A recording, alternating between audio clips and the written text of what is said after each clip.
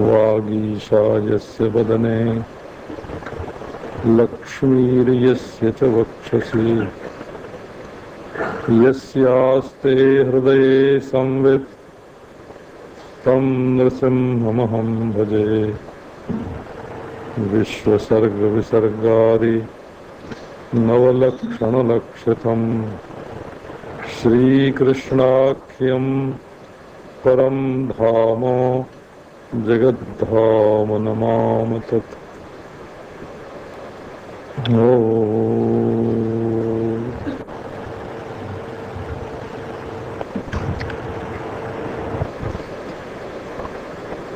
शंकर जी ने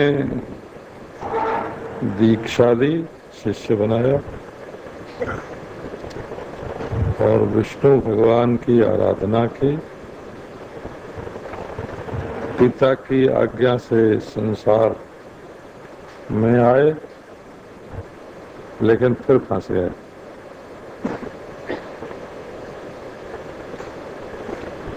फिर नारद जी ने आकर उन्हें भगवान की महिमा, भगवान का गुण सुनाया। सुन करके उनका हृदय पिघल गया, द्रवित हो गया, कंठ गदगद, आंखों में आंसू, प्रेम में भर के भगवान का ध्यान स्मरण करने लगे। प्रचेताओं को सगुण सिद्धांत के अनुसार जो मुक्ति होती है वो प्राप्त हुई। और प्राचीन वर ही पहले धर्मानुष्ठान करते थे, फिर पुरंजनोपाख्यान सुनने के बाद उन्हें निर्गुण सिद्धांत के अनुसार जो मुक्ति होते हैं वो प्राप्त हुई। इस प्रकार 8 अध्यायों में पंचम स्कंध के मोक्ष रूप पुरुषार्थ का वर्णन है। मोक्ष की प्राप्ति के लिए भी भागवत आश्रय की आवश्यकता होती है। नारद ने ही दोनों को मुक्त किया। धर्म से प्राचीन बरही की मुक्ति नहीं हुई और शिव विष्णु के दर्शन से प्रचेताओं की मुक्ति नहीं हुई। मुक्ति हुई तो महात्मा नारद के आशीर्वाद से, उपदेश से। इसी से इसको भागवत पुराण कहते हैं। भागवता नाम पुराणम, भागवत पुराणम। इसमें भक्तों की महिमा का सर्वोत्कृष्ट वर्णन है। ध्रुव की मुक्ति भी की बात जो है वो भगवान के दर्शन से नहीं है। स्वयंभुव मनु ने उनके अंतःकरण को शुद्ध किया उपदेश करके, वो भी परम भागवत हैं। पृथु को भी पहले भगवान का दर्शन हुआ और बाद में सनत कुमारों ने उनको उपदेश किया। तो सारे चतुर्थ स्कंध में भगवान के भक्तों की सर्वोपरि महिमा का वर्णन है। अब 5वां स्कंध प्रारंभ करते हैं। 5वें स्कंध में स्थान का वर्णन है। वेदांती लोग जिसको अधिष्ठान कहते हैं उसी को भक्ति सिद्धांत में स्थान कहा जाता है। स्थान क्या है? का अपनी अखंड अकुंठ स्थिति, जिससे हमारे स्वरूप में ज्यों का त्यों बैठ जाना। तो ये जो स्थान है ये पहले अध्याय में सत्संग से है, दूसरे अध्याय में महत कृपा से है, तीसरे अध्याय में यज्ञ से है और चौथे अध्याय में स्वरूपावस्थान से है। ये इसका क्रम है। अब आपको हम ठीक 5वां स्कंध सुनाते हैं। 5वें स्कंध में वर्णन है राजा प्रियव्रत का। आपने पहले ही सुना कि स्वयंभू मनु के 2 पुत्र थे, एक प्रियव्रत और एक उत्तानपाद। तो उत्तानपाद के हुए ध्रुव और उनके वंश की कथा प्रचेता पर्यंत आई। और प्रचेता जो हैं वो मुक्त हो गए। वहां तक उनकी कथा सुना के फिर प्रियव्रत की कथा प्रारंभ करते हैं। प्रियव्रत माने होता है जिसको अपना व्रत, अपना नियम, अपनी मर्यादा बहुत प्यारी लगे, वे अपनी नियम निष्ठा में बिल्कुल पक्के, उनको प्रियव्रत कहते हैं। सो महाराज वो बाल्यावस्था में ही, बचपन में ही नारद जी के साथ उनके आश्रम में चले गए और वहाँ भगवान का गुण सुने और गावें और उसका चिंतन करें और उसी के आनंद में मग्न रहें। न हर लगे न फिटकरी और रंग चोखा आवे, न तो पैसा कमाना पड़े, न ब्याह करना पड़े, न परिवार का बोझ ढोना पड़े, और बस वहाँ तो भगवान का नाम लेकर के नाचते हैं, गाते हैं, बजाते हैं, उपदेश सुनते हैं और ध्यान में मग्न हो जाते हैं। इसी में प्रियव्रत का जीवन व्यतीत होने लगा। अब पहले तो नारायण सब ठीक था, लेकिन जब उत्तानपाद के वंश का अंतिम प्रसंग आया तब स्वयंभुव मनु जो उनके दादाजी थे, प्रियव्रत के पिता थे स्वयंभुव मनु, उनको इस बात की चिंता हुई कि ये हमारा जो बेटा है ये तो साधु हुआ जा रहा है। गृहस्थों की इस बात की फिक्र होती है कि कहीं हमारा बेटा साधु न हो जाए, साधुओं के संग में पड़ गया। अब उन्होंने सोचा कि हम चल के समझावें और हमको अपना पिता समझ के शायद बात न माने, तो वे अपने पिता के पास गए ब्रह्मा जी के। ब्रह्मा जी के चारों मुख से वेद वाणी निकलती है, इसलिए ब्रह्मा जी का वचन वेद वचन होता है। और दादा तो है ही है, पितामह हैं, और स्वयंभुव मनु जो हैं कभी पिता हैं, इसलिए सब विमान पर चढ़ करके दोनों अपने पार्षदों के साथ नारद जी के आश्रम में पहुंचे। नारद जी के आश्रम में ब्रह्मा जी को लाने का एक कारण और था। वो ये था कि स्वयंभुव मनु के पुत्र थे प्रियव्रत, तो वे तो स्वयंभुव मनु का आदर करते, परंतु शायद नारद जी न छोड़ते तो नारद जी के पिता को भी लेके आए कि जब दोनों के, प्रियव्रत के पिता भी होंगे और नारद के पिता भी होंगे, तब तो उनको बात माननी पड़ेगी। और सबसे अधिक प्रमाण जो है वो वेद वाणी है। सो चारों वेद जिनके मुख में, वे ब्रह्मा जी चल रहे हैं।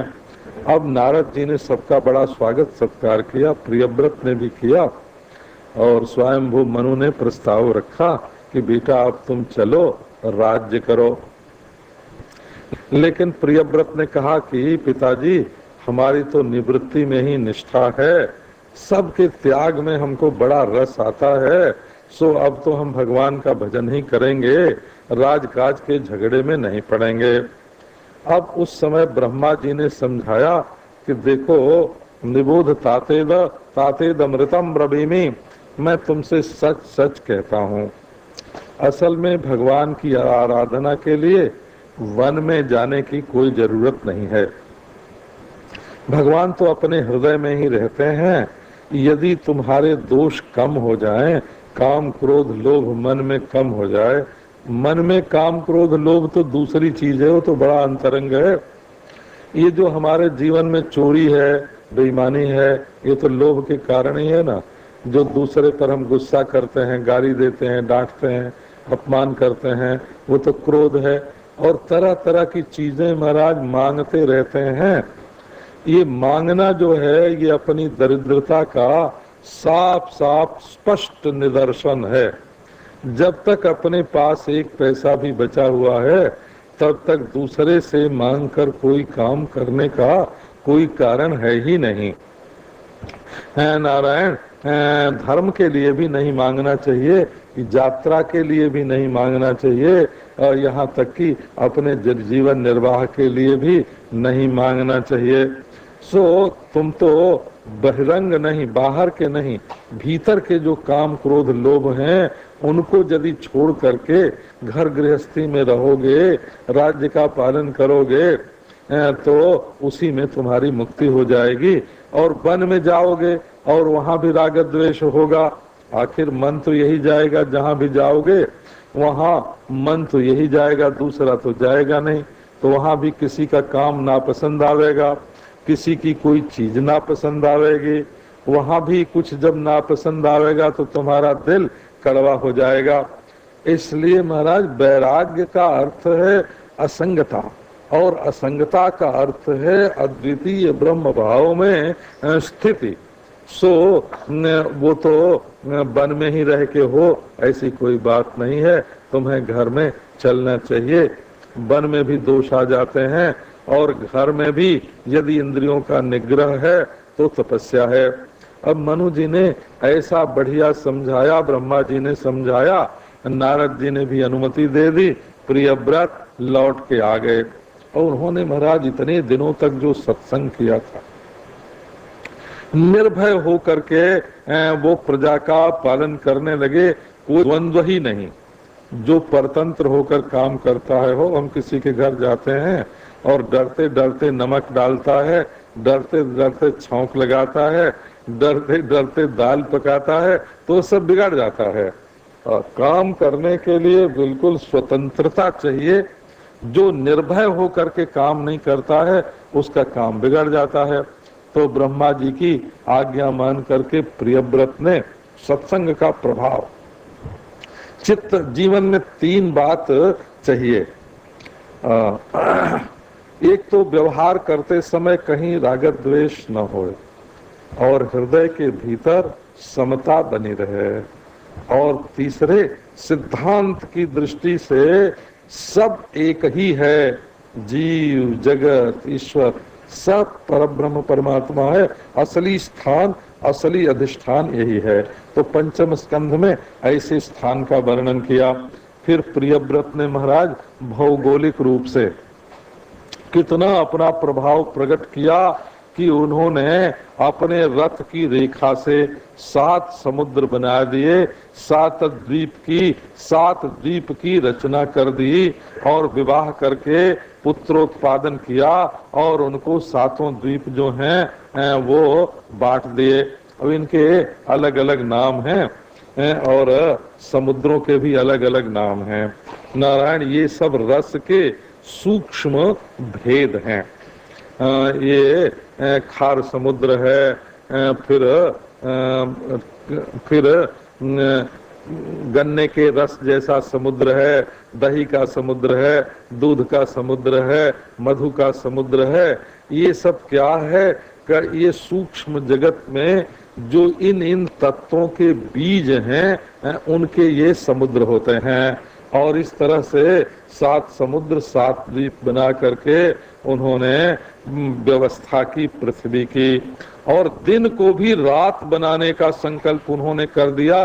काल पर विजय प्राप्त किया, देश पर भूगोल पर विजय प्राप्त किया, वस्तुओं पर विजय प्राप्त की, भगवान की पूजा का, सेवा का, सत्संग का ऐसा महात्म्य कि ये सब करते करते अंत में फिर प्रियव्रत को वैराग्य की प्राप्ति हुई। उन्होंने कहा, रे हमको तो परमात्मा में स्थित रहना चाहिए था, जो सर्वाधिष्ठान स्वयं प्रकाश सर्वाभाषक प्रभु है, उसमें हमको स्थित रहना चाहिए। ये दृश्य जगत में हम क्यों व्यवहार करने लगे?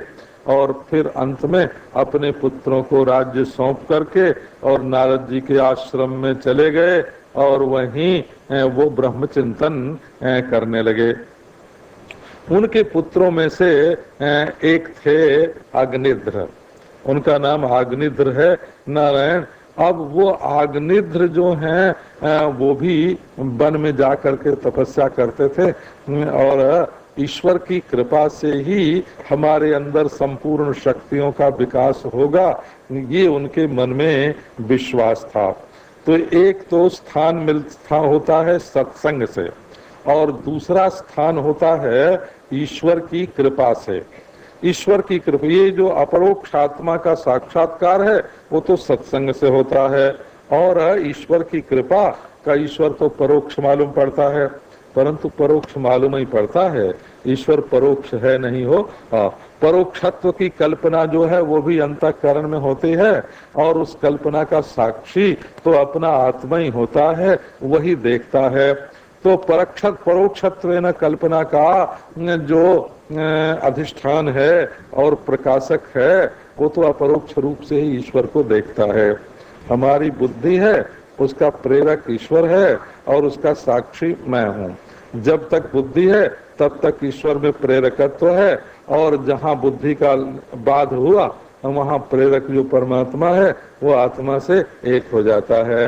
अब आग्निद्र जो तपस्या कर रहे थे, ब्रह्मा जी ने कहा कि देखो ये हमारे वंश का बालक तपस्या कर रहा है, इसके तो संतान होनी चाहिए, वंश चलना चाहिए। सो उन्होंने विप्रचित्ति नाम की अप्सरा को भेज दिया।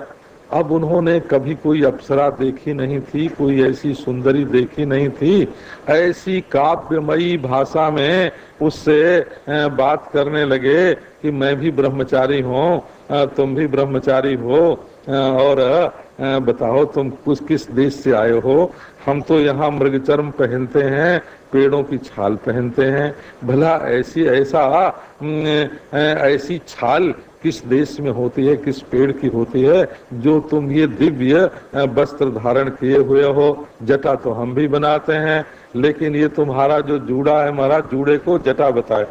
ऐसे ही एक एक अंग का वर्णन किया, जैसे ब्रह्मचारी का हो कि ये तुम्हारे शरीर में ये अगला भाग ऊंचा क्यों है, तुम्हारे हाथ पांव इतने नरम क्यों हैं, और तुम्हारा जो शरीर है, इस तरह से महाराज काव्यमयी भाषा में जो वर्णन किया, सो विप्रचित्ति तो हो गई मुग्ध, और वो उसके साथ नारायण रहने लगी।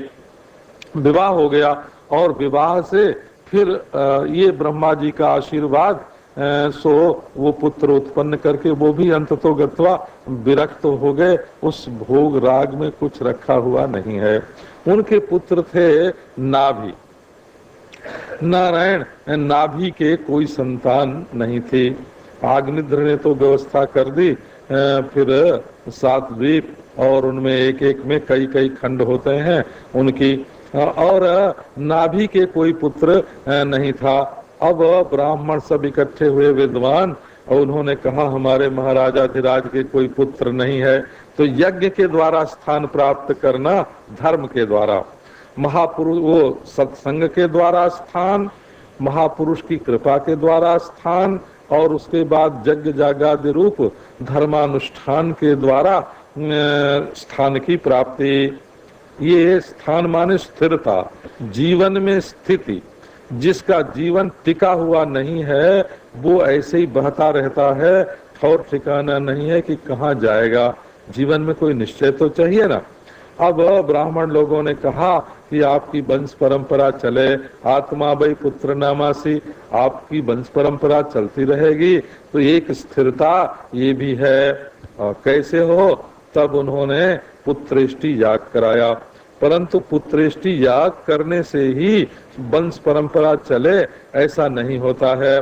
उन्होंने भगवान की आराधना की, और जब भगवान की आराधना की पुत्रेष्टि यज्ञ में, ऐसा देखने में आता है हो कि यज्ञ जाग आदि कराने से संतान तो हो जाती है, परंतु वो संतान जो है वो चिरजीवी हो और सद्भाव संपन्न हो, सद्गुणी हो, इसका कोई ठेका पुत्रेष्टि जाग में नहीं होता है। भागवत में भी ऐसे पुत्रेष्टि जाग हैं जिनसे जो पुत्र हुआ वो बहुत दुष्ट हुआ। बेन भी पुत्रेष्टि जाग से ही उत्पन्न हुआ था। तो धर्म भी अपना असली फल तब देता है जब उसमें भगवान का पूरा पूरा आश्रय हो। तो ब्राह्मणों ने यज्ञ तो करवाए, साथ साथ भगवान की आराधना की, विष्णु भगवान की आराधना। अब ब्राह्मणों की आराधना से प्रसन्न होकर के जो विष्णु हैं, व्यापक हैं, नारायण जो संपूर्ण विश्व को घेरे हुए हैं, बेबेष्टि विश्वमिति, जो संपूर्ण विश्व को घेर करके रहते हैं, बड़े हैं विश्व से, वे प्रभु एक साकार रूप धारण करके, चतुर्भुज रूप धारण करके यज्ञ में प्रकट हुए। ब्राह्मणों ने उनका आदर सत्कार किया, राजा ने किया, षोडशोपचार पूजा करके। ब्राह्मणों ने कहा कि महाराज आप ब्राह्मणों का इतना आदर करते हैं, इसको देख करके हम लोग गदगद हो गए हैं, क्योंकि आपका कृपा पात्र है ये द्विज वंश। सो हम लोगों की ये प्रार्थना है कि ये हमारे जो महाराज हैं, ये आप जैसा पुत्र चाहते हैं, इसलिए आप कृपा करके अपने जैसा पुत्र दीजिए। अब नारायण बोले कि ये तो ब्राह्मणों तुम लोग जो कह रहे हो सो मेरा ही वचन है, क्योंकि ये ब्राह्मणों का जो मुख है, ये महात्माओं का, ब्राह्मणों का, ब्रह्मज्ञानियों का जो मुख है, ये तो मेरा ही मुख है। इनके मुंह से जो बोला गया सो मेरा बोला हो गया। पर कठिनाई ये है कि मेरे जैसा दूसरा कोई है नहीं, तो मैं अपने जैसा पुत्र कहाँ से दूंगा। इसलिए तुम लोगों की बात पूरी करने के लिए ब्राह्मण के मुंह से बोली हुई बात झूठी न हो जाए, इसके लिए मैं स्वयं ही इनका पुत्र बनूंगा। तो ये महाराज ब्राह्मणों के उद्योग से और भगवान की प्रसन्नता से फिर उन्हीं नाभि की जो पत्नी थी उनके गर्भ में साक्षात भगवान पधारे और ब्रह्मादि देवताओं ने उनकी स्तुति की और पश्चात ऋषभ देव का जन्म हुआ। ये ऋषभ देव जो हैं ये साक्षात भगवान हैं और जो दूसरे ऋषभ देव को मानने वाले लोग हैं वो तो ब्राह्मण को भी नहीं मानते, यज्ञ को भी नहीं मानते, नारायण वेद को भी नहीं मानते, और यहाँ तो ब्राह्मणों ने वेद के मंत्रों से यज्ञ कराकर जिस ईश्वर को वे नहीं मानते हैं उसी ईश्वर का अवतार ये ऋषभ देव है। ऋषेण ज्ञानेन भाति इति ऋषभः। जो ज्ञान के द्वारा जिसकी शोभा होती है उसका नाम ऋषभ होता है। वह बड़े तत्वज्ञ महाराज जन्म से ही उपशांतात्मा। अब उनके पिता ने देखा कि ये तो हमारे घर में कोई दिव्य पुरुष साक्षात भगवान आए हैं, सो उन्होंने ब्राह्मणों की गोद में उनको दे दिया। महाराज आपकी कृपा से, वेद की कृपा से, यज्ञ की कृपा से, ब्राह्मण की कृपा से ये बालक हमारे घर में आया है, सो ये तो आपका ही है, हमारा नहीं है। अब ब्राह्मण उनकी शिक्षा दीक्षा करने लगे और अंततो गत्वा उन बालक पने में ही ऋषभ देव को राज्य दे करके और नाभि जो हैं वो तो भगवान का भजन करने के लिए चले गए। अब ऋषभ देव जो हैं वो ब्राह्मणों की शिक्षा के अनुसार पृथ्वी का पालन करने लगे। इतने प्रभावशाली थे बचपन से ही वो महाराज, बाल्यावस्था से ही, कि इंद्र ने उनके उस अजनाभ वर्ष में वर्षा बंद कर दी। चिढ़ गए इंद्र नारायण, उनको स्पर्धा हो गई कि ये कहीं हमारी बराबरी न करे।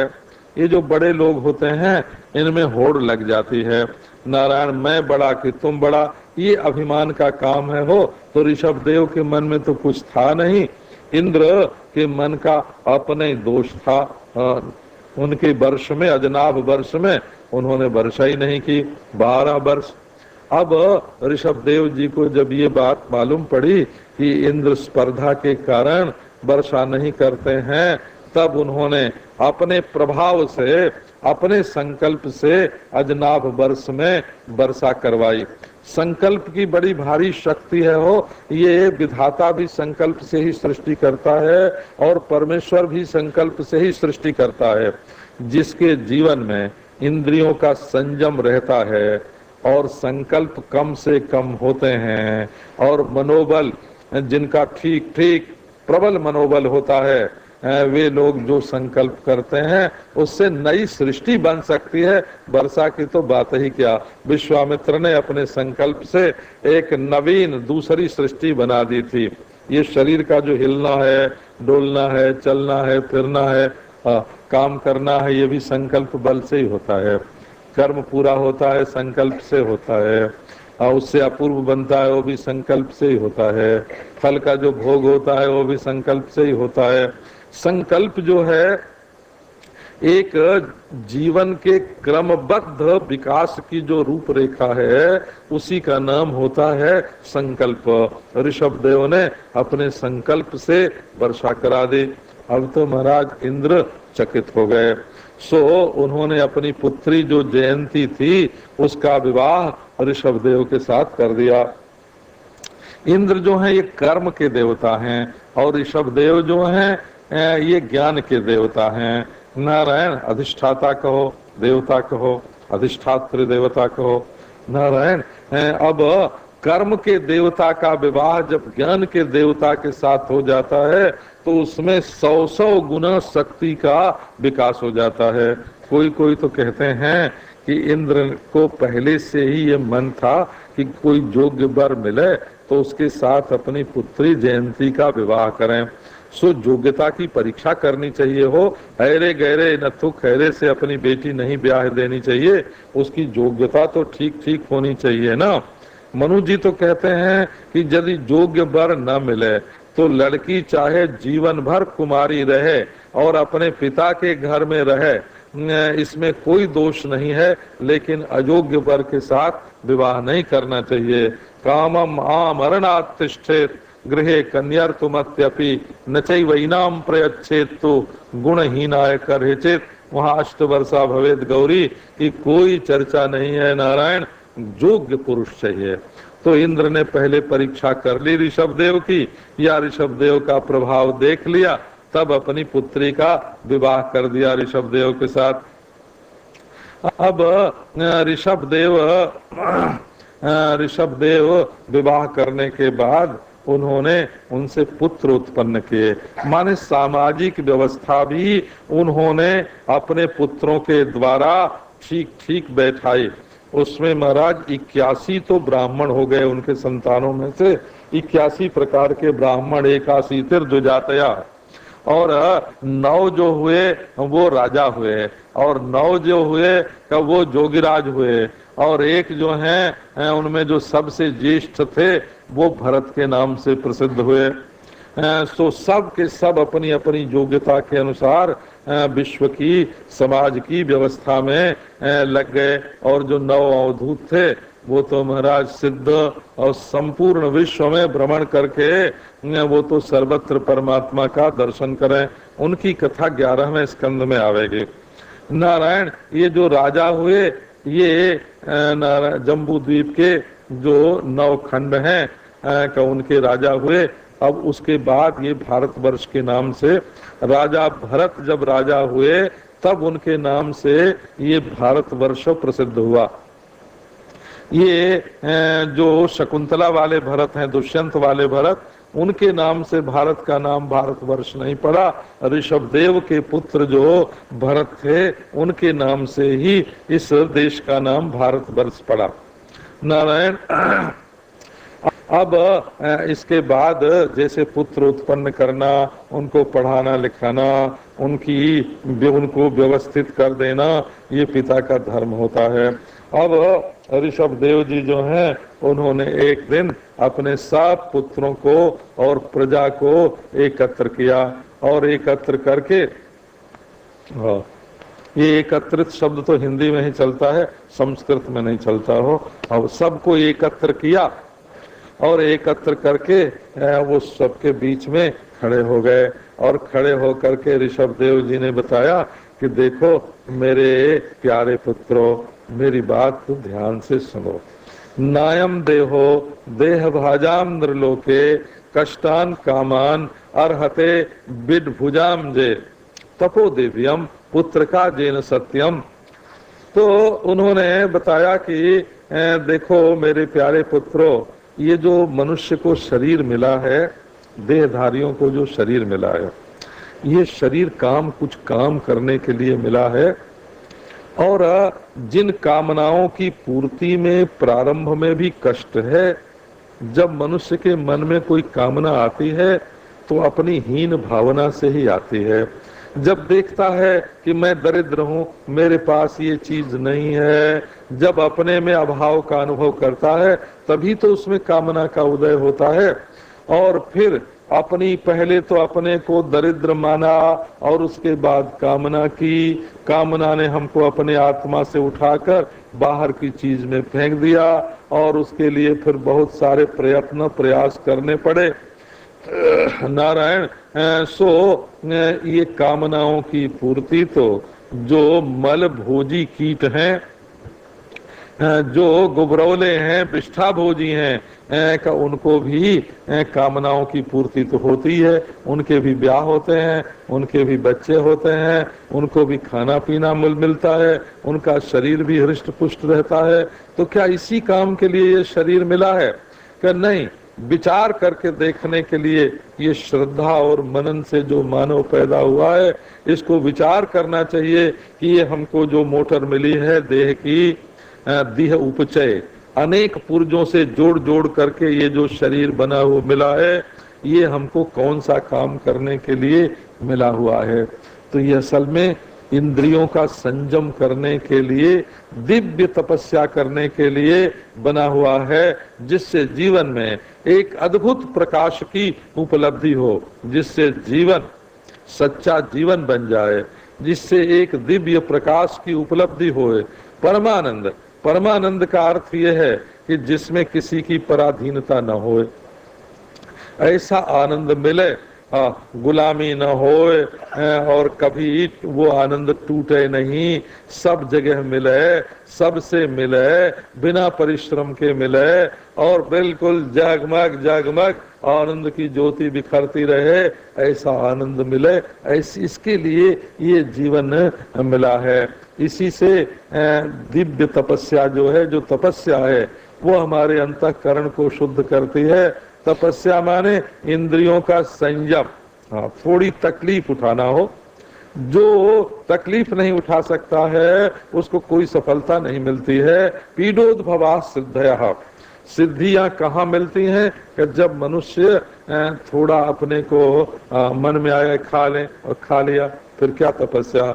मन में आया बोल दिया, नारायण, के मन में आया ये कर लिया, कर लिया, ले लिया। जब इंद्रियां और मन बहता ही रहेगा, उन पर कोई संयम नहीं रहेगा, कोई नियंत्रण नहीं रहेगा, तो मनुष्य के जीवन में सार कहाँ से रहेगा? सार तो सब बह जाएगा। अंत में उन्होंने उपदेश किया कि प्रीतिर्न जावन मई वासुदेवे न मुच्यते देह जोगे न तावत। जब तक प्रत्यक्ष चैतन्याभिन्न वासुदेव तत्व में, ब्रह्म तत्व में प्रीति नहीं होगी, तब तक ये देह का मिलना बंद नहीं होगा। भगवान तब तक बैलगाड़ी देते जाएंगे जब तक हमारी यात्रा पूरी नहीं होगी।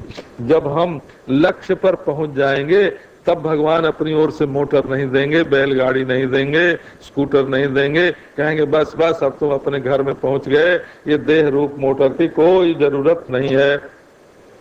नहीं तो देह जोग भगवान देते ही रहेंगे कि भाई अभी पहुंचा नहीं फिर ले दे, अभी पहुंचा नहीं फिर ले दे, बारंबार देह देते रहेंगे।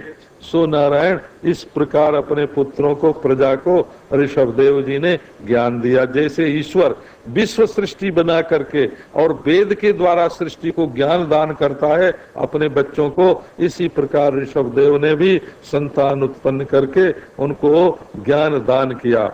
अंत में उन्होंने राजा भरत को, अपने श्रेष्ठ पुत्र भरत को संपूर्ण पृथ्वी का भार दे करके, और बच्चों को जो उपवर्ष हैं, नारायण उपखंड हैं, उनको दे करके, और उन्होंने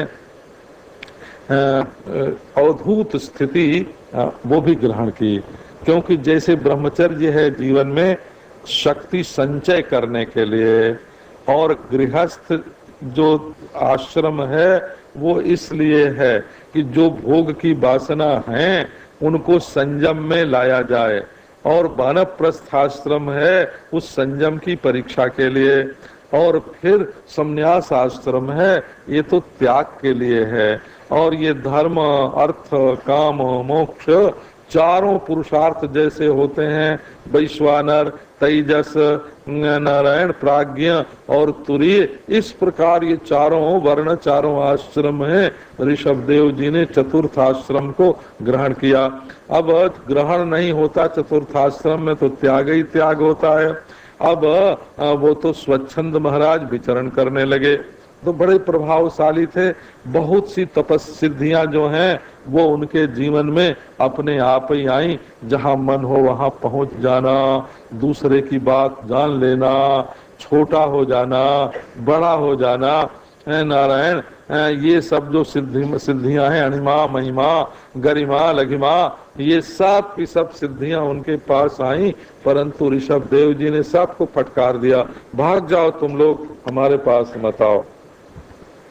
इस पर राजा परीक्षित का प्रश्न है कि जब ऋषभ देव जी के पास सिद्धियां आई तो वो तो उनके तत्व ज्ञान से बाधित ही थी, सब की सब मिथ्यात्वेन केवल भासमान थी। ऋषभ देव जी को तो मालूम था कि इन सिद्धियों के अत्यंता भाव का जो अधिष्ठान है सो मैं हूँ, और इनके अत्यंता भाव का प्रकाशक मैं हूँ। इसलिए स्वाधिष्ठान निष्ठात्यंता भाव प्रतियोगी होने के कारण ये सिद्धियां मिथ्या हैं। तो उनकी स्वीकृति अस्वीकृति का प्रश्न क्या था, कबूल ही कर लेते तो क्या बिगड़ जाता। बोले कि देखो, ये भी एक महात्माओं की रीति है कि वो तत्व ज्ञान के द्वारा मन का बाध हो जाने पर भी नारायण काम क्रोध आदि जो दोष हैं उनका मिथ्यात्व निश्चय हो जाने पर भी, उनकी निवृत्ति हो जाने पर भी मन का विश्वास नहीं करते हैं, क्योंकि ये मन बड़ा धोखेबाज है। ये एक बार कहता है देखने में क्या हर्ज है, देखो, फिर बोलता है बात करने में क्या हर्ज है, बात कर लो। फिर कहता है छूने में क्या हर्ज है, तो छू लेते हैं। फिर कहता है भोगने में क्या हर्ज है। इस तरह से ये धीरे धीरे मनुष्य का जो मन है ये पतन के गड्ढे में ले जाकर गिरा देता है। इसलिए मन जब किसी चीज को अच्छी मान करके और उसकी ओर खींचे तो उस पर 100 बार विचार करना चाहिए कि ये ठीक है कि नहीं। तो उस समय नारायण सुखदेव जी महाराज ने ये उत्तर दिया, न कुर्जात करहिचित सख्यम मनसी जनवस्थित। ये मन बड़ा चंचल है, इस पर कभी विश्वास मत करो। यद विश्रम्भात चिरात चीर्णम चस्कंद तप ऐश्वरम।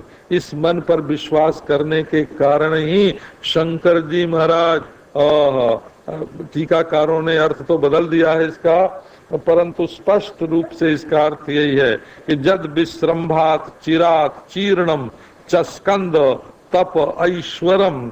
शंकर जी का जो वीर्य चिर संचित था वो अपने मन पर विश्वास करने के कारण कि मोहिनी का रूप देख करके भी ये मोहित नहीं होगा, इस विश्वास के कारण ही उनका जो चिर संचित तप है वो नष्ट हो गया। इसी से श्री ऋषभदेव जी महाराज ने कोई सिद्धि कोई चमत्कार स्वीकार नहीं किया, क्योंकि जब सिद्धि चमत्कार होता है लोगों की भीड़ इकट्ठी होती है।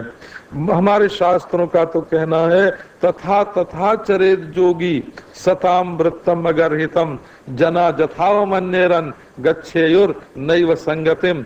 लोग समझें कि अरे ये तो मामूली आदमी है और उसके पास न जाएं, इस ढंग से महात्मा को रहना चाहिए। लोगों को डौंडी पिटवा करके और इकट्ठा करके और अपने महात्मापन को जाहिर नहीं करना चाहिए। अब तो ऋषभदेव जी महाराज बिना वस्त्र के महाराज जहां तहां पड़े रहे।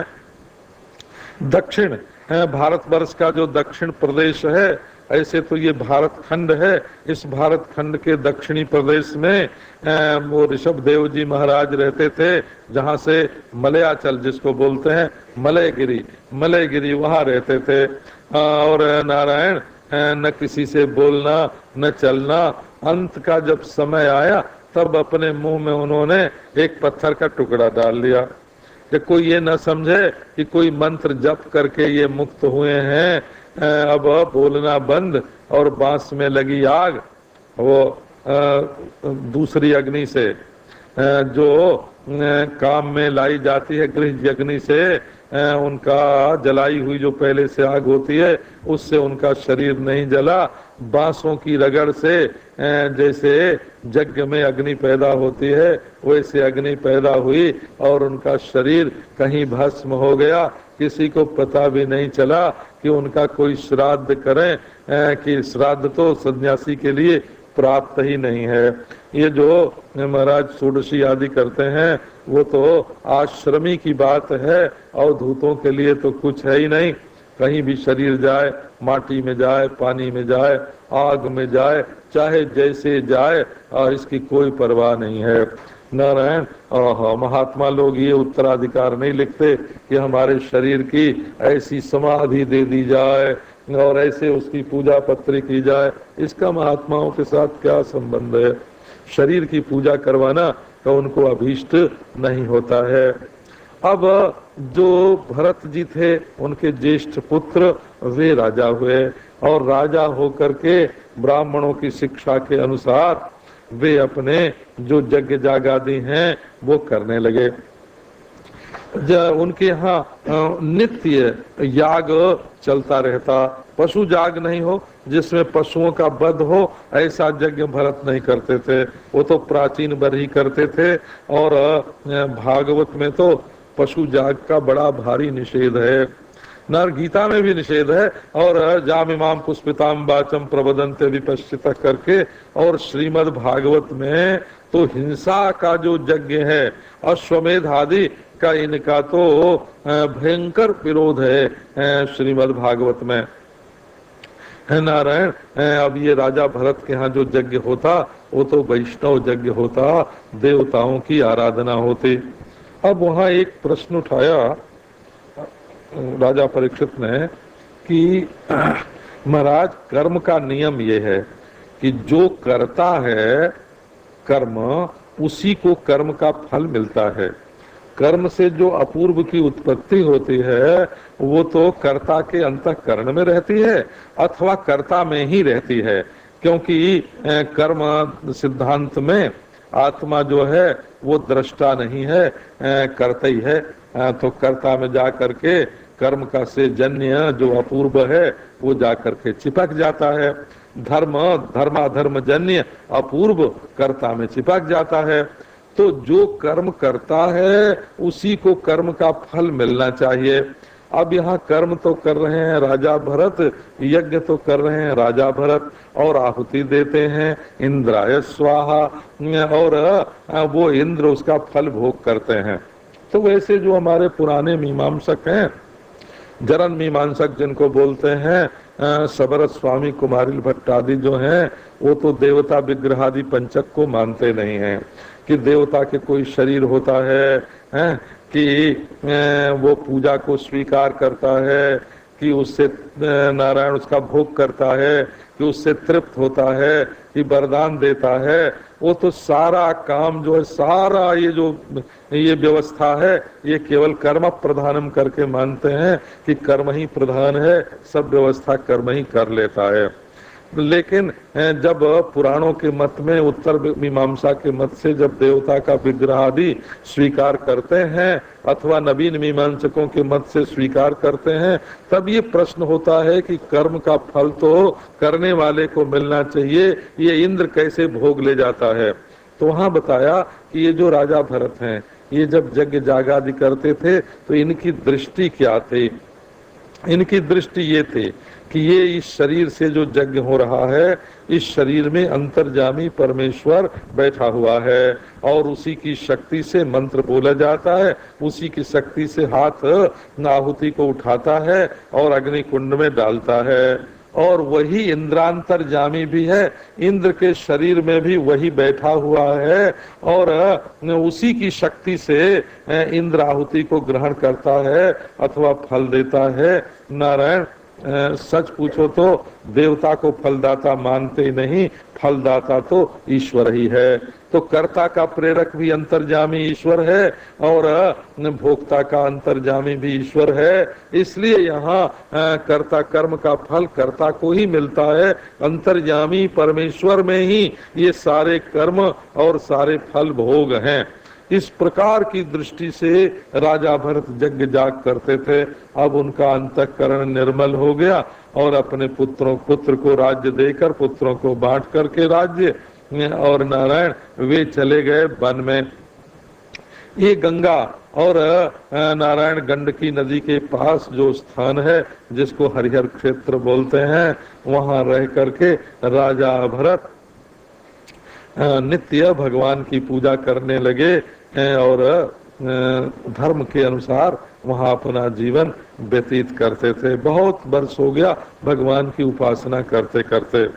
अब यहाँ ये बताना चाहते हैं कि भगवान की उपासना करते करते यदि कभी बीच में कोई विघ्न भी आ जाए, कोई आसक्ति भी हो जाए, तो भगवान एक जन्म में न सही, भगवान की उपासना जो है वो कभी निष्फल नहीं जाती है। भले उसमें कोई विघ्न भी आ जाए, बाधा भी आ जाए, भगवान की उपासना कभी भी निष्फल नहीं होती है। अपना फल दिए बिना वो नष्ट नहीं होती है। अब ये प्रसंग बताने के लिए वो हरिण बालक का प्रसंग सुनाते हैं। एक दिन नदी में स्नान कर रहे थे भरत जी। सो महाराज एक हरिणी जो है वो डर के भगी, उसके पेट में था बच्चा, वो नदी में गिर पड़ा और वो तो उछल के जो उस पार गिरी पानी के, सो वहीं मर गई। अब बच्चा बहने लगा पानी में, तो भरत जी ने दया बस उसको उठा लिया। ये दया जो है ये एक सात्विक वृत्ति है और दुखी पर ये दया आनी ही चाहिए, इसमें कोई शंका नहीं है, सात्विक वृत्ति है। परंतु जब दया किसी पर करते हैं तब उसके बाद मैं दयालु हूँ ये अभिमान आ जाता है। इसको रजोगुण की वृत्ति बोलते हैं कि मैंने दया करके किसी की रक्षा की, और उसके बाद महाराज जिसकी रक्षा की उससे जब आसक्ति हो जाती है, नारायण नारायण नारायण, ये मंत्र हमको गृहस्थाश्रम में मालवीय जी महाराज ने बताया था, 4 अक्षर का मंत्र केवल। और उन्होंने बताया कि विश्वविद्यालय का काम जब मैं करता था तो जब नारायण नारायण 4 बार कह के घर से निकलता था तो हमको खूब सफलता मिलती थी, और जिस बार निकलता और भूल जाता उस समय बिल्कुल निष्फल हो करके आता। नारायण नाम में ऐसी सिद्धि है कि बस पूछना नहीं। कहीं भी जाना हो, कुछ भी करना हो, खाना हो, पीना हो, कोई व्यापार प्रारंभ करना हो, नारायण का नाम लेकर कीजिए। इसमें कहीं अमंगल की कोई शंका ही नहीं है, आपके जीवन में सफलता आवेगी। अब राजा भरत जब उस हरिण के बच्चे को ले करके अपने आश्रम में आए तो उसका पालन करें, पोषण करें और उसका खूब लालन करें, हो प्रीणन लालन, दिन रात उसमें लगे रहें। जब याद आ जाए संध्या करने बैठे तब वो बालक आ जाए हरिण का, और कभी अपने सिर से उनकी पीठ खुजलाने लगे, और कभी अपने मुंह से उनका कुसही लेकर के खाने लग जाए, और कभी उनको चाटने लग जाए। वो तो हरिण का बालक महाराज, वो भी उसको गोद में बैठा लें, और गोद में बैठा करके और फिर हाथ में जल ले करके आपो हिष्ठा मयो भुवा करने लग जाए। गोद में बैठा हरिण का बच्चा और मंत्र बोल रहे आपो हिष्ठा मयो भुवा नारायण। इस प्रकार राजा भरत जो हैं उसमें आसक्त हो गए। देखो दया करना अच्छा है, लेकिन जिस पर दया करें उससे आसक्त होना और घृणा करना का ये बहुत बुरा है। एक सज्जन थे महाराज, हमारे मित्र, कानपुर की बात है, बड़े प्रतिष्ठित व्यक्ति थे इसलिए नाम नहीं लेता उनका। एक दिन वो प्लेटफार्म पर रेलवे के खड़े थे, आ रही थी सामने से गाड़ी, और देखा कि एक युवती जो है स्त्री बहुत सुंदरी है और कूद पड़ी गाड़ी के सामने। तो उन्होंने भी अपने जान की परवाह छोड़ दी और कूद के उसको उठा लिया और गाड़ी बचा लिया। वो स्त्री बोली कि अब मैं कहाँ जाऊं, अब मैं तो मरने के लिए आई थी, तुमने बचाया क्यों, मैं तो तुम्हारे साथ चलूंगी। सो महाराज ले आए अपने घर में, बड़ी उम्र थी उनकी, हाँ बड़ी उम्र थी उनकी, 50 बरस से कम नहीं होगी उस समय। और वो जवान लड़की को ले आए अपने घर में और फिर उसके साथ उनका ब्याह हो गया। और बुढ़ापे में उनको वो तकलीफ भोगनी पड़ी है महाराज, मार मार के उसने उनको ठीक किया बिल्कुल। तो ये जो दया है वो आसक्ति के रूप में, घृणा के रूप में, परिग्रह के रूप में नहीं बदलनी चाहिए। सावधान, दया दूसरे का भला करने तक ही है, आगे उसकी गति नहीं है। अब हुआ क्या कि जब वो हरिण का बालक जवान हुआ तो भाग के अपने झुंड में चला गया, और भाग गया तब तो हाय हाय करने लगे। अब रोवे कि हमारा वो बच्चा कहाँ गया। अपना राज्य छोड़ करके आए, पुत्र छोड़ के आए, पत्नी छोड़ के आए, बड़ा भारी त्याग किया, धन दौलत छोड़ के आए। एक महाराज विजातीय, एक पशु का बालक, हरिण शावक, मृग शावक, उसमें उनकी आसक्ति हो गई। और वो तो कहें चंद्रमा ने हमारे बच्चे को चुरा लिया है, अपनी गोद में रखा है, और भगवान से प्रार्थना करें कि हे प्रभु हमारे उस बच्चे को लौटा दो। बस हरिण का स्मरण चिंतन करते करते उनके प्राण निकल गए।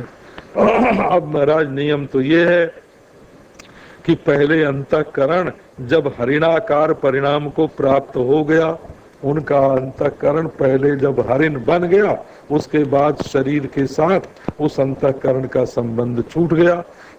द्रव्योपलब्धि स्थानस्य द्रव्येक्षा योग्यता जदा।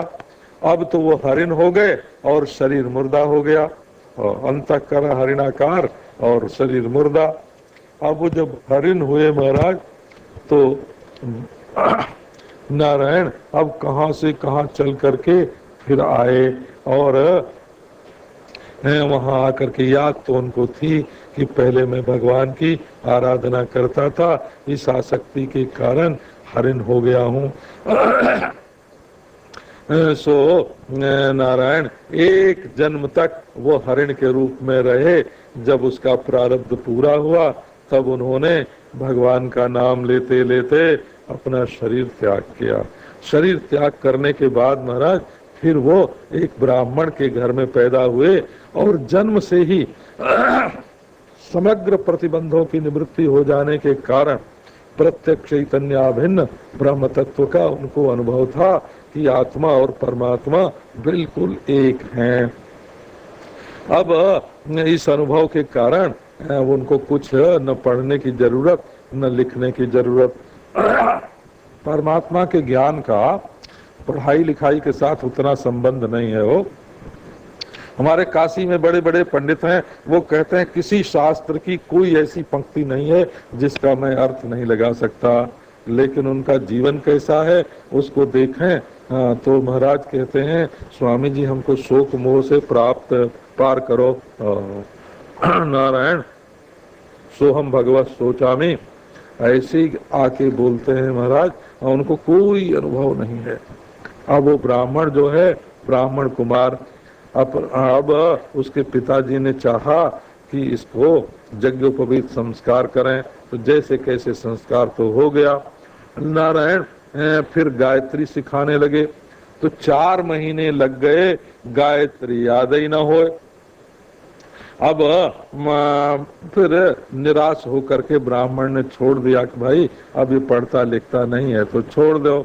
ब्राह्मण और ब्राह्मणी की हो गई मृत्यु, और उसके जो सौतेले भाई थे उन्होंने लगा दिया खेत के काम में कि इसको खोद के बराबर करो।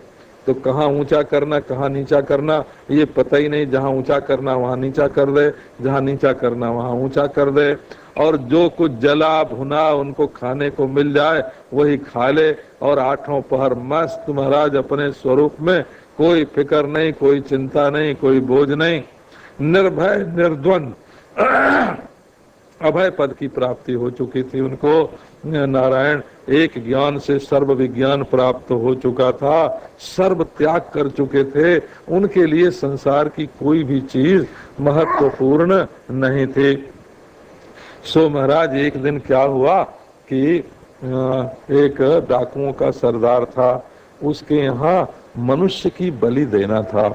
अब जो मनुष्य नरमेध करना था समझो, या कोई तांत्रिक पूजा करनी थी जिसमें मनुष्य की बलि दी जाती है।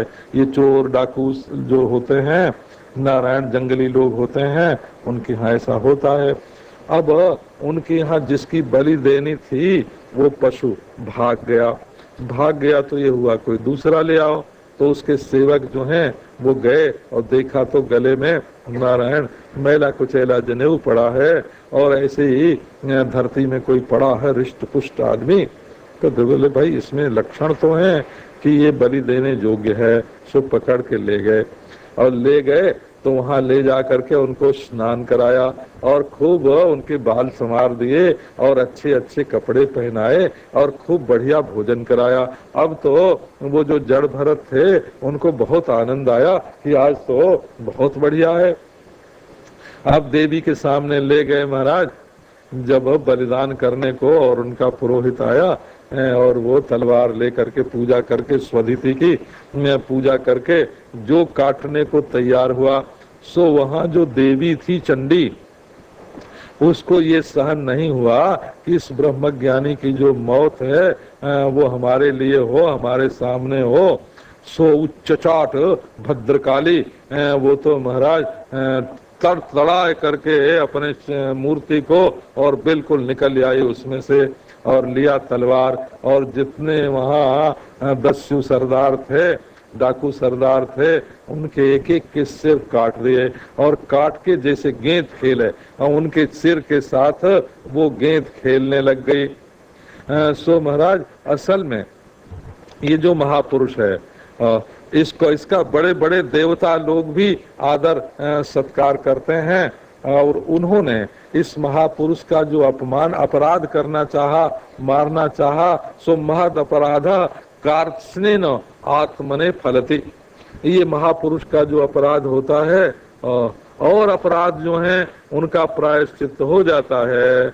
भगवान के अपराध को भी भगवान क्षमा कर देते हैं, लेकिन जो सत्पुरुष का अपराध होता है उसका न तो कोई प्रायश्चित है और न तो भगवान उसको क्षमा करते हैं। नारायण अब तो उनको फल भोगना पड़ा और वो तो ज्यों के त्यों लौट आए अपने खेत पर। सो उस उन्हीं दिनों में राजा रहुगण जो थे सिंध देश के, सौवीर देश के राजा, सो उनके मन में सत्संग की बड़ी प्रेरणा हुई। ये असली स्थान का वर्णन है, वो अधिष्ठान का कैसे साक्षात्कार होता है।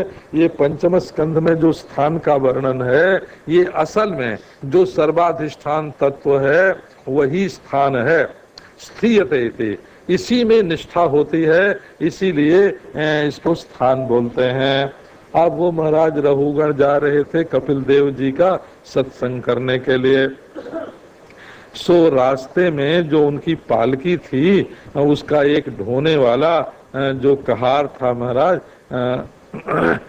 वो बीमार पड़ गया तो उनके जो सेवक थे उन्होंने कहा कि एक हृष्ट पुष्ट कोई व्यक्ति पकड़ के ले आओ। अब वो लाए गए महाराज जड़ भरत जी, उनको जोत दिया, पालकी ढोने लग गए।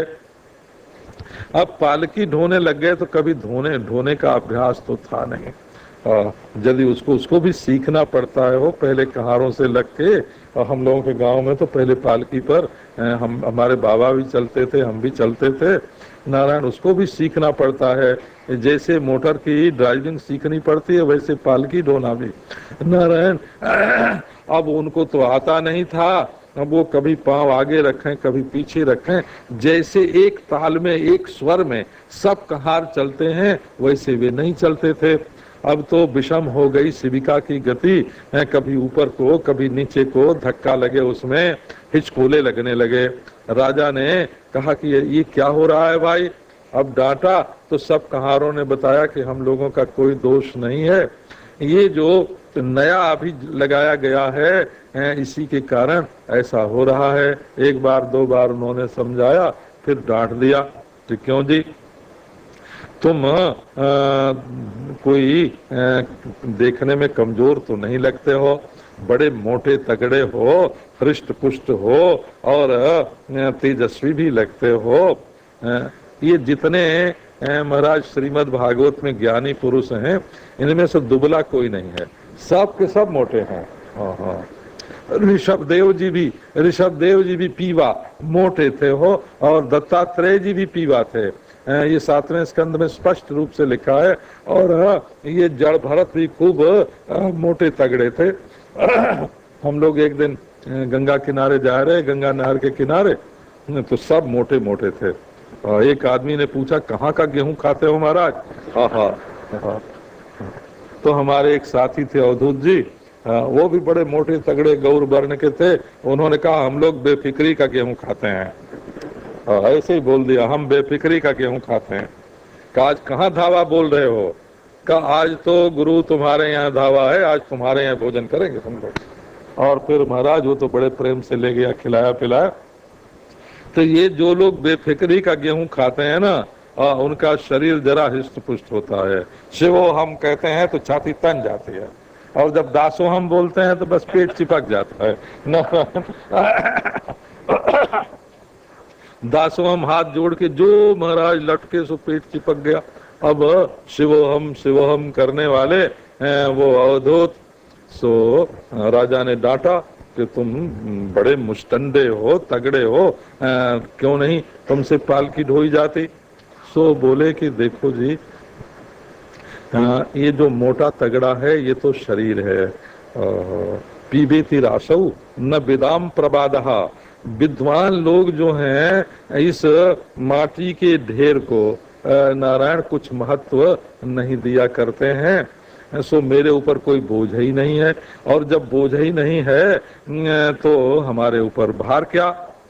अब तो राजा को लगा कि ये तो कोई बड़ा ज्ञानी पुरुष मालूम पड़ता है, बात ज्ञान की करता है। सो वो राजा जो है वो पालकी से उतर गया। और किसी पुराण में क्या, जो काशी खंड है, स्कंद पुराण का काशी खंड, उसमें जो केदार महात्म्य है, उसमें ये कथा आती है कि जिस हरिण को राजा भरत ने पाला था, वो हरिण मरने के बाद राजा रहुगण हो गया था। और वो जो राजा थे वो तो जड़ भरत हो गए थे। अब वही प्रेम का संबंध जो है वो खींच करके राजा रहुगण को उनके पास ले आया। अब उसने पूछा, महाराज भला पालकी तो आपके कंधे पर है, आप पर बोझ क्यों नहीं है? तो जड़ भरत ने बताया कि देखो ये धरती है, और धरती के ऊपर एक माटी का पुतला चल रहा है, और इस पुतले में पहले नीचे तो तलवा है, उसके बाद टखना है, फिर पिंडा है, फिर जांग है, फिर कमर है, फिर कंधा है, कंधे के ऊपर एक लकड़ी रखी हुई है, और लकड़ी पर पालकी बनी हुई है, और पालकी पर एक मिट्टी का बना धोंधा एक आदमी रखा हुआ है, पुतला नारायण। और मिट्टी नीचे है, मिट्टी का ही शरीर है, मिट्टी के कंधे पर मिट्टी की पालकी, उसमें मिट्टी का बना आदमी बैठा है। ये बोझ तो मिट्टी पर है, मेरे ऊपर क्या है? मैं कोई मिट्टी हूँ? अरे अब तो राजा ने महाराज उनके चरणों में प्रणाम करके कहा, आप कौन हो महाराज? आप जो वही कपिल तो नहीं हो जिनके पास मैं सत्संग करने के लिए जा रहा हूँ? कहीं दत्तात्रेय तो नहीं हो? कहीं साक्षात नारायण ही तो हमारा कल्याण करने के लिए नहीं आए हो? मुझे शंकर जी के त्रिशूल से कोई डर नहीं है, और न इंद्र के वज्र से डर है, न जमराज के दंड से डर है। मैं डरता हूँ तो केवल यही डरता हूँ कि हमारे जीवन में किसी महात्मा का कोई अपराध न हो जाए। न हम विशंके शूरराज वज्रात, न त्रक्षशूलात, न जमस्य दंडात। सो नारायण, क्योंकि महात्मा के चरणों, महात्मा का जब कोई अपराध हो जाता है तो महात्मा लोग तो बुरा नहीं मानते, लेकिन उनके जो चरणों की धूल है वो धूल इस बात को सहन नहीं करती है और अपराध करने वाले को हानि पहुंचा देती है। मैं तो बहुत भयभीत हूँ। सो आप बताइए कि आप का स्वरूप क्या है महाराज? अब तो उन्होंने बताया कि देखो रहुगण, तपस्या करने से वो सिद्धि नहीं मिलती है, न कर्मणा न प्रजया धनेन त्यागे नैके अमृतत्व मानसुहु।